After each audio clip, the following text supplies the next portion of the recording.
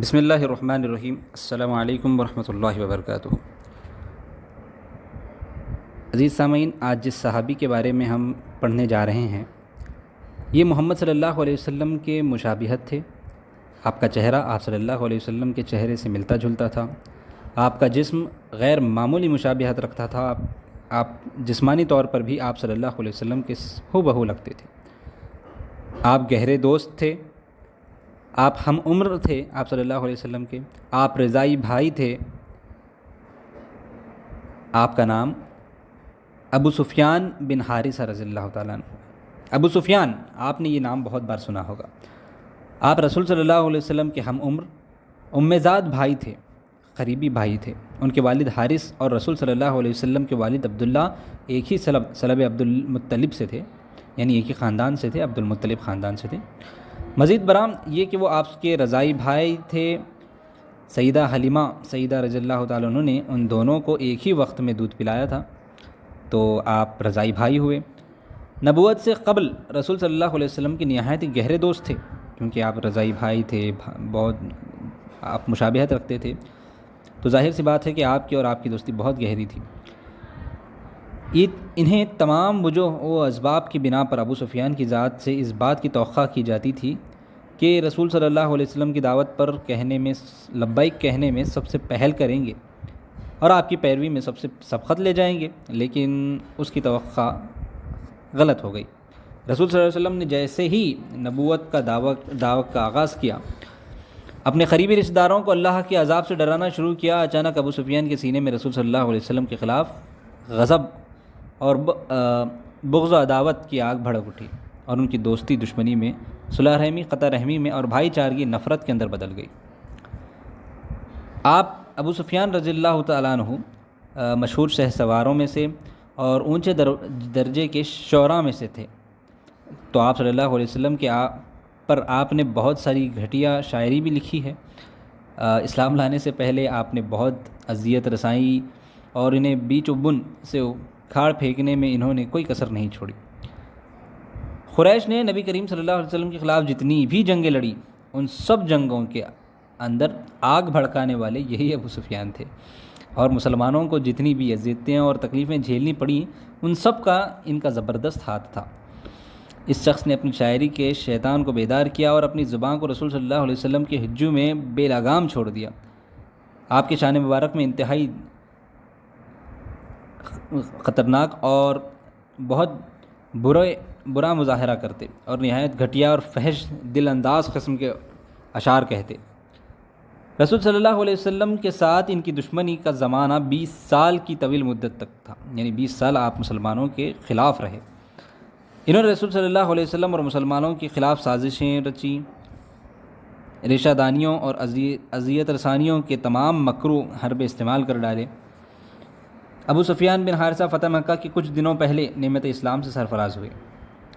ان کے دائرہ اسلام میں داخل ہونے کی تفصیلات خود انہی کی زبان سے سنیے کہ اسلام کا معاملہ جب پوری طور پر مستحکم ہو گیا، اسے بڑی حد تک قرار و ثبات حاصل ہو گیا، اور رسول صلی اللہ علیہ وسلم کے بارے میں یہ خبر مشہور ہوئی کہ آپ مکہ کو فتح کرنے کے لیے تشریف لا رہے ہیں، تو زمین اپنی وسعت کشادگی کے باوجود میرے لیے تنگ ہو گئی، یعنی اب کہاں جاؤں میں، یہ خیال ان کے ذہن میں آنے لگا۔ میں نے اپنے دل سے سوچا کہ اب میں کہاں جاؤں، کس کی صحبت اختیار کروں، کس کا ساتھ دوں، کس کے ساتھ رہوں۔ پھر میں اپنے اہل و عیال کے پاس آیا اور ان سے کہا، تم لوگ مکے سے نکل چلنے کے لیے تیار ہو جاؤ، کیونکہ محمد صلی اللہ علیہ وسلم بہت جلد یہاں پہنچنے والے ہیں، اور اگر مسلمانوں نے مجھے پکڑ لیا تو یقیناً میں قتل کر دیا جاؤں گا۔ تو ان کے گھر والوں نے کہا، کیا آپ کے لیے ابھی وقت نہیں آیا کہ آپ اس بات پر غور کریں؟ تقریباً پورا عرب محمد صلی اللہ علیہ وسلم کے آگے اسلام لا چکا ہے، ان کے دائرۂ اطاعت میں داخل ہو چکا ہے، اور ان کے دین کا حلقہ بگوش ہو چکا ہے، اور آپ ابھی تک عداوت پر اڑے ہوئے ہیں، حالانکہ آپ کی ان سے نصرت و تائید کے سب سے زیادہ مستحق تھے۔ انہوں نے کہا، میں برابر مجھے محمد صلی اللہ علیہ وسلم کے دین کی طرف مائل کرتے اور مسلسل مجھے اس کی طرف رغبت دلاتے رہے، حتیٰ کہ اللہ تعالیٰ نے میرے سینے کو قبول اسلام کے لیے کھول دیا۔ میں دل میں ایک فیصلہ کیا اور اٹھ کر اپنے غلام مذکورہ کو کہا، ہماری سواریاں سفر کے لیے تیار کر دو۔ پھر اپنے بیٹے جعفر کو ساتھ لے کر ہم دونوں تیزی رفتار کے ساتھ ابوا، ایک مقام کا نام ہے جو مکہ کے قریب ہے، ہمیں خبر ملی تھی کہ محمد صلی اللہ علیہ وسلم وہیں پر مقیم ہیں، تو وہاں پہنچے۔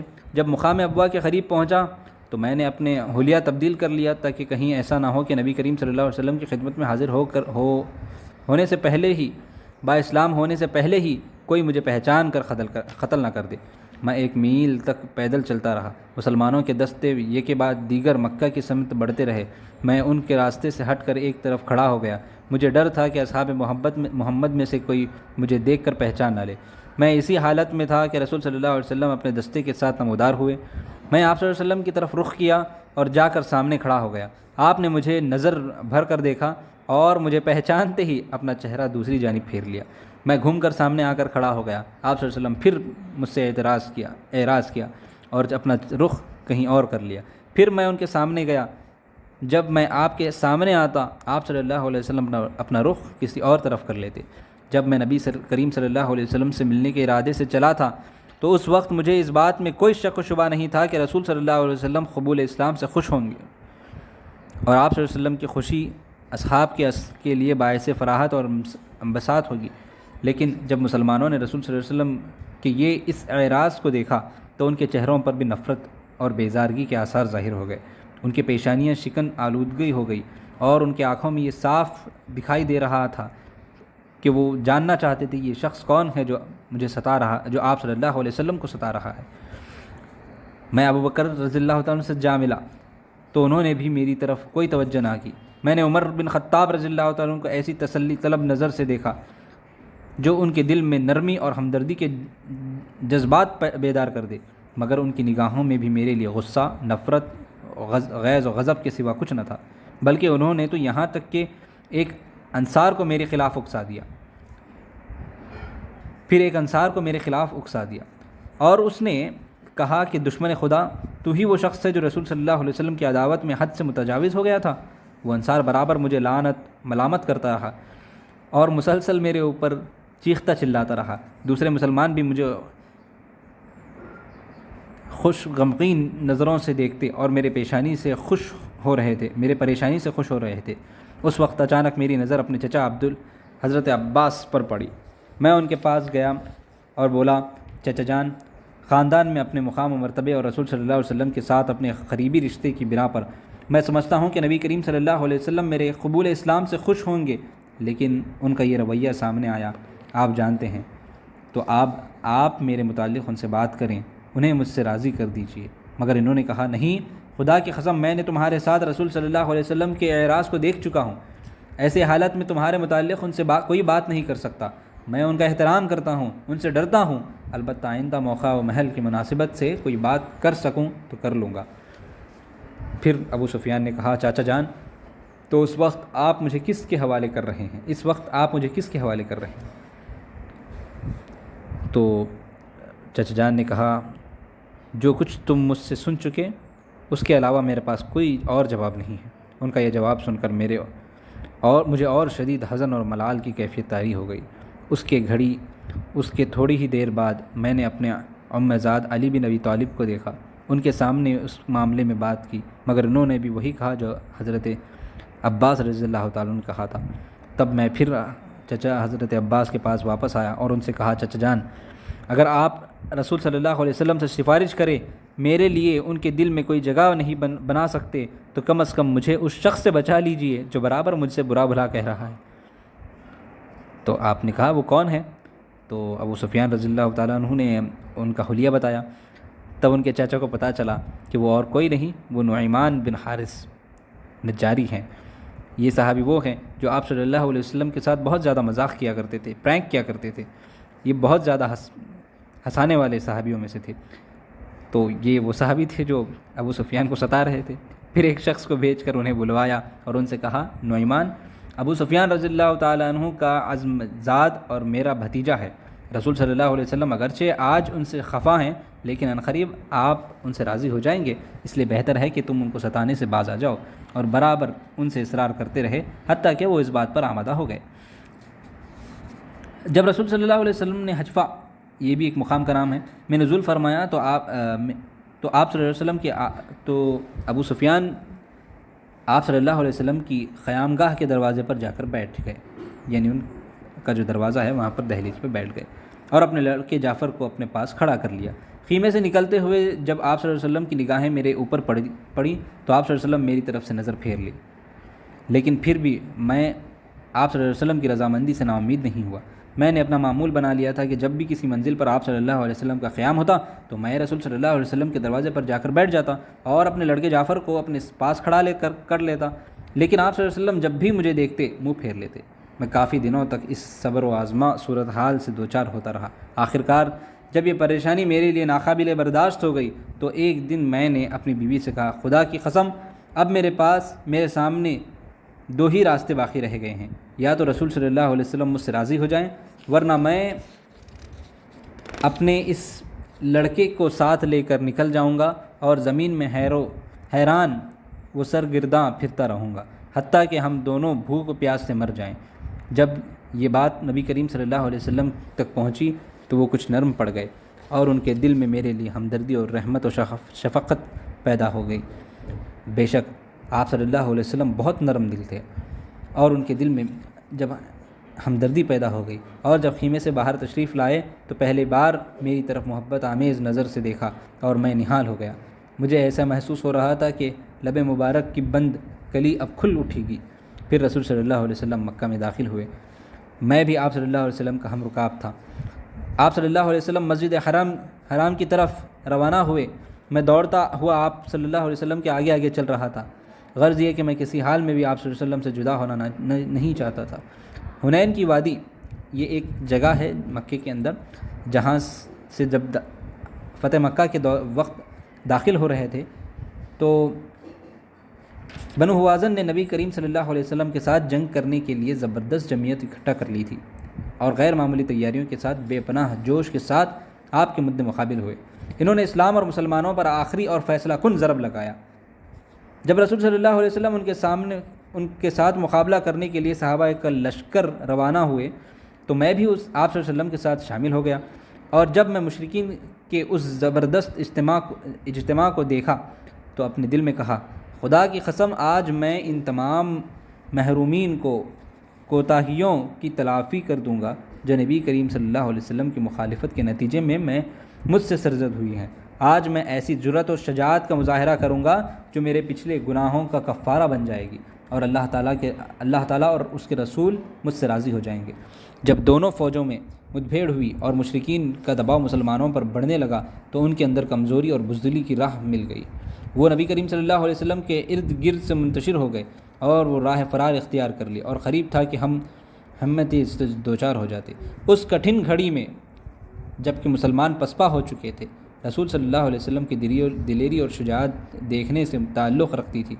آپ میدان جنگ کے بیچوں بیچ اپنے چچا شعبہ پر مضبوط چٹان کی طرح ڈٹ گئے تھے اور ایک بھپرے ہوئے شیر کی مانند شمشیر بکف اپنی اور اپنے آس پاس کے لوگوں کی طرف مدافعت کر رہے تھے۔ اس وقت میں اپنے گھوڑے سے کود پڑا اور اپنی تلوار کو نیام توڑ کر پھینک دی۔ خدا جانتا ہے کہ اس وقت میرا ارادہ یہی تھا کہ میں رسول صلی اللہ علیہ وسلم کی مدافعت میں لڑتا اور آپ صلی اللہ علیہ وسلم کے سامنے ہی شہید ہو جاؤں۔ میرے چچا حضرت عباس رضی اللہ تعالیٰ آپ صلی اللہ علیہ وسلم کے چچا کی لگام تھامے ایک جانب کھڑے تھے۔ میں نے دوسری سمت اپنی جگہ سنبھالی۔ میرا دائیاں ہاتھ تلوار پہ قابض تھا اور بائیں ہاتھ حضور صلی اللہ علیہ وسلم کے رکاب تھامے ہوئے دشمنوں کو آپ صلی اللہ علیہ وسلم سے دور ہٹا رہا تھا۔ جب رسول صلی اللہ علیہ وسلم نے مجھے اس طرح بے جگری کے ساتھ لڑتے ہوئے دیکھا تو بڑے تحسین آمیز انداز میں حضرت عباس سے پوچھا، یہ کون ہے جو اس طرح شجاعت دے رہا ہے؟ تو آپ نے کہا، یہ آپ کا بھائی، آپ کا ام زاد بھائی ابو سفیان بن حارثہ ہے۔ اے اللہ کے رسول، آپ ان سے راضی ہو جائیں۔ آپ صلی اللہ علیہ وسلم نے کہا، میں اس سے راضی ہوں، اللہ تعالیٰ اس کی ساری عداوت کو معاف فرمائیں اور اس نے اب تک میرے ساتھ کی ہے وہ اس تمام چیزوں کو اللہ تعالیٰ معاف فرمائے۔ یہ آپ صلی اللہ علیہ وسلم نے ان کی دعا دی۔ رسول صلی اللہ علیہ وسلم مجھ سے راضی ہو گئے۔ اس سے مجھے بے پناہ مسرت حاصل ہوئی اور میرا دل خوشی کے مارے بلیوں جیسے اچھلنے لگا۔ میں نے رکاب ہی میں آپ صلی اللہ علیہ وسلم کے قدم مبارک کو بوسہ دیا۔ پھر آپ نے میری طرف توجہ فرمائی اور کہا، میرے بھائی، آگے بڑھو اور دشمن پر ٹوٹ پڑو۔ رسول صلی اللہ علیہ وسلم کی زبان مبارک سے یہ کلمات سننا تھا کہ میرے اندر شجاعت اور جاگ گئی۔ میں مشرکین پر ایسا حملہ آور ہوا کہ ان کے قدم ڈھیلے ہو گئے، اپنی جگہ سے ہٹ گئے۔ اس حملے میں بہت سارے مسلمان بھی شہید ہوئے، شریک تھے۔ ہم ان کو تقریباً 3 میل تک کھدیڑتے رہے اور وہ مختلف اطراف سے بھاگنے لگے۔ حضرت ابو سفیان رضی اللہ تعالیٰ عنہ کو غزوہ حنین کے موقع پر بھی نبی کریم صلی اللہ علیہ وسلم کی رضامندی کی نعمت حاصل ہوئی اور وہ آپ صلی اللہ علیہ وسلم کی صحبت کی سعادت بھی سرفراز ہو گئے، لیکن رسول صلی اللہ علیہ وسلم کے ساتھ اپنے سابقہ رویے کی وجہ سے ان کو ایسی شرمندگی اور پشیمانی کا دامن گیز ہوئے کہ وہ زندگی بھر آپ صلی اللہ علیہ وسلم کے چہرے کی طرف کبھی نظر نہ اٹھا سکے، نہ کبھی آپ سے آنکھیں چار کر سکے۔ حضرت ابو سفیان رضی اللہ تعالیٰ عنہ اپنی زندگی کے ان تاریخ ایام پر بے حد ندامت محسوس کرتے تھے جو انہوں نے مسلمانوں کے ساتھ کیا تھا، جو دور جاہلیت کے نظر ہو گئے۔ وہ ایک تاریخ تھی، وہ ایک اندھیرا تھا جس میں آپ نے زندگی گزاری تھی، لیکن اب آپ نے اسلام قبول کر لیا تھا اور اللہ تعالیٰ نے آپ کے پچھلے گناہوں کو معاف کر دیا تھا۔ اب وہ شب و روز قرآن کریم پر جھکے رہتے، اس کی آیاتوں کی تلاوت کرتے اور ان کے احکام پر غور و فکر کر کے اس میں مشغول رہتے، اس کی نصیحتوں سے بھرپور استفادہ حاصل کرتے اور زندگی میں عمل کرنے کی کوشش کرتے۔ عزیز حاضرین، یہ ہمارے سامنے نمونے ہیں، ایک آئیڈیل ہے کہ اگر ہم سے گناہ ہو جائے تو ہم اس سے توبہ کر لیں، اس کے بعد اللہ کی طرف پوری طریقے سے متوجہ ہو جائیں۔ انہوں نے دنیا اور اس کے عیش و آرام سے کنارہ کشی اختیار کر لی، اپنے تمام اعضاء و جواروں کے ساتھ خدا تعالیٰ کی طرف متوجہ ہو گئے، یہاں تک کہ ایک روز جب رسول صلی اللہ علیہ وسلم نے انہیں مسجد میں داخل ہوتے ہوئے دیکھا تو حضرت عائشہ رضی اللہ تعالیٰ عنہ سے فرمایا، عائشہ جانتی ہو یہ کون ہے؟ حضرت عائشہ نے کہا نہیں اے اللہ کے رسول۔ تب آپ صلی اللہ علیہ وسلم نے کہا، یہ میرے امزاد ابو سفیان بن حارثہ ہیں۔ دیکھو یہ سب سے پہلے مسجد میں آتے ہیں اور سب سے آخر میں مسجد سے نکلتے ہیں، اور جب تک اس میں رہتے ہیں نماز میں مشغول رہتے ہیں۔ اور جب رسول صلی اللہ علیہ وسلم کی وفات ہوئی اور وہ اپنے رب سے جا ملے تو حضرت ابو سفیان رضی اللہ عنہ شدید صدمے اور رنج و الم کے دوچار ہو گئے، ایسے صدمے سے جو کسی ماں کو اپنے اکلوتے فرزند کی وفات پر بھی نہیں ہوتا۔ وہ آپ صلی اللہ علیہ وسلم کی جدائی کے غم میں اس طرح پھوٹ کر روئے جس طرح کوئی شخص اپنے محبوب کی جدائی میں روتا ہے، اور آپ صلی اللہ علیہ وسلم کی یاد میں ایسا شاہکار اور درانگیز مرثیہ کہا جو ان کی سوز و محبت، درد عشق اور اندرونی کرب و علم کا آئینہ دار تھا۔ حضرت عمر فاروق رضی اللہ تعالیٰ عنہ کے دور خلافت میں انہیں اپنی بات کا احساس ہوا کہ ان کی موت قریب ہے، تو انہوں نے اپنے ہاتھوں اپنی خبر کھود لی، اور اس پر ابھی 3 دن بھی نہیں گزرے تھے ان کا آخری وقت آ پہنچا، جیسے موت کے ساتھ ان کا کوئی عہد و پیمان ہو۔ اس وقت انہوں نے اپنے گھر والوں کو مخاطب کرتے ہوئے کہا، خبردار میری موت پر آنسو نہ بہانا، خدا گواہ ہے کہ اسلام قبول کرنے کے بعد میں نے کسی گناہ کا ارتکاب نہیں کیا ہے۔ پھر ان کے پاکیزہ روح اس دار فانی کو چھوڑ کر اپنے ابتری آرام گاہ کی طرف پرواز کر گئی۔ انا للہ و انا الیہ راجعون۔ آپ کی نماز جنازہ حضرت عمر فاروق رضی اللہ تعالیٰ عنہ نے پڑھائی۔ اس موقع پر حضرت عمر اور آپ کے تمام اصحاب غم سے نڈھال ہو گئے تھے اور ان کی وفات کو اسلام اور مسلمانوں کے لیے ایک زبردست حادثہ قرار شمار کر دیا تھا۔ تو عزیز سامعین، یہ تھے ابو سفیان بن حارثہ رضی اللہ تعالیٰ عنہ، جو کہ اسلام لانے سے پہلے مسلمانوں کے ہر جنگ میں آپ مسلمانوں کے خلاف رہے، لیکن اسلام لانے کے بعد آپ نے اپنی پوری زندگی تبدیل کر لی۔ یہ ہمارے پاس ایک نمونہ ہے کہ ہم سے جو گناہ ہو جائیں ہم ان گناہ کو چھوڑ دیں، اس کے بعد اپنی زندگیوں کو ایک صحیح راہ عمل پر رکھیں، قرآن پر رکھیں، ہمیں اپنے آپ کو اللہ کے سامنے سجدہ ریز کر دیں۔ اللہ تعالیٰ سے دعا ہے کہ اللہ تعالیٰ ہمیں نصیحت حاصل کرنے اور اس پر عمل کرنے کی توفیق عطا فرمائے۔ آمین۔ واخر دعوانا الحمدللہ رب العالمین۔